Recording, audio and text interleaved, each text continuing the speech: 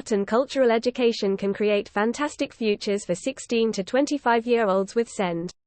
Young people with SEND face an uncertain future as they reach adulthood. But studying art, particularly in museums, galleries and other cultural settings, can greatly enhance their engagement with learning, help them gain qualifications and massively boost their life and career prospects. Young people with SEND are among society's most marginalized groups. Many of them experience poor educational outcomes, unemployment and isolation. But I believe studying creative subjects in cultural contexts can change their lives in ways they might not have thought possible. Just over 8% of pupils with a government education, health and care plan, EHC, or SEN statement progress to higher education by the age of 19. Fewer than 3 in 10 autistic adults are in work. These figures could be significantly improved if more neurodivergent young people focused on the critical thinking and problem-solving art and creativity requires. This should be coupled with a learning environment that rejects the standard offer, recognizing the traumatic experiences that a standard classroom can produce. A setting that is looking outward to the richness that every town and city in the UK displays within its cultural organisations and associations. Pink College's art and design-based learning program for 16 to 25-year-olds, last year enabled more than 150 young people to gain qualifications, up to and including A-level. With 13 campuses across the UK, learning takes place in affiliated museums and galleries, and students also have work placements within local cultural and creative organisations. English, maths, PSD and work experience are embedded in courses, and students develop confidence and skills for progression into the workplace and adult life, such as improved communication. Young people across the UK could benefit from similar specialist routes. The potential and pedagogical design to promote inclusive education practices and maximize the well-being, participation and engagement of neurodivergent students is often overlooked.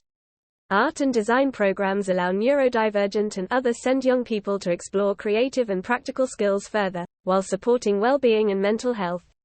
I encourage educators across all roles to harness their local assets within the cultural sector to enrich learning and engage students who may be struggling. Galleries and museums are truly alternative learning environments that are more relaxing, safer places for many neurodivergent students.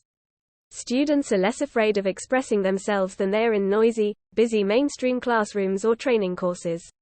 This increases their confidence as young adults, making them better able to build relationships and improve communication skills.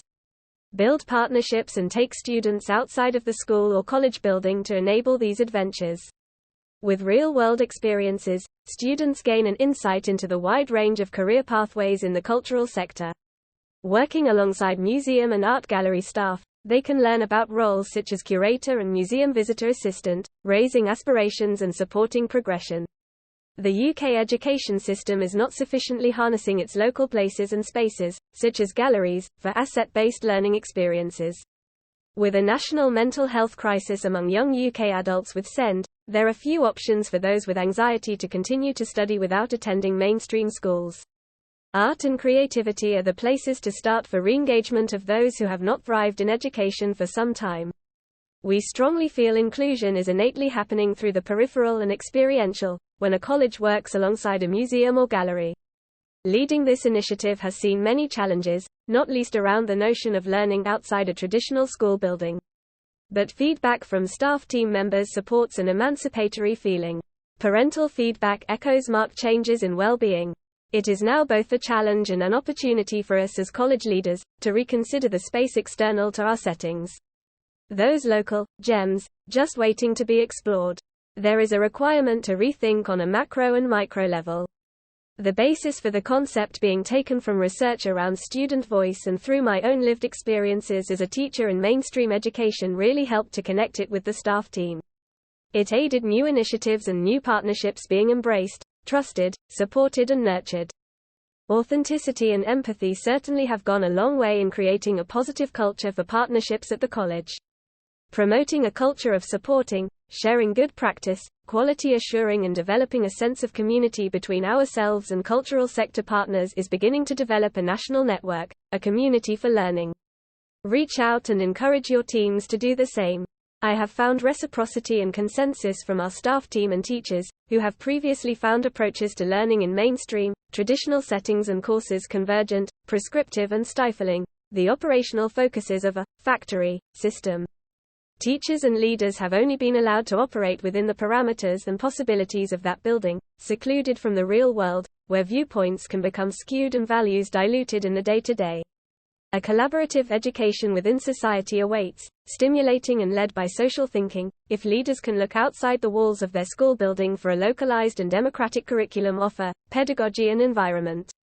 By Lisa Alberti, Chief Executive of Pink College, Specialist Art College for Neurodiverse Students.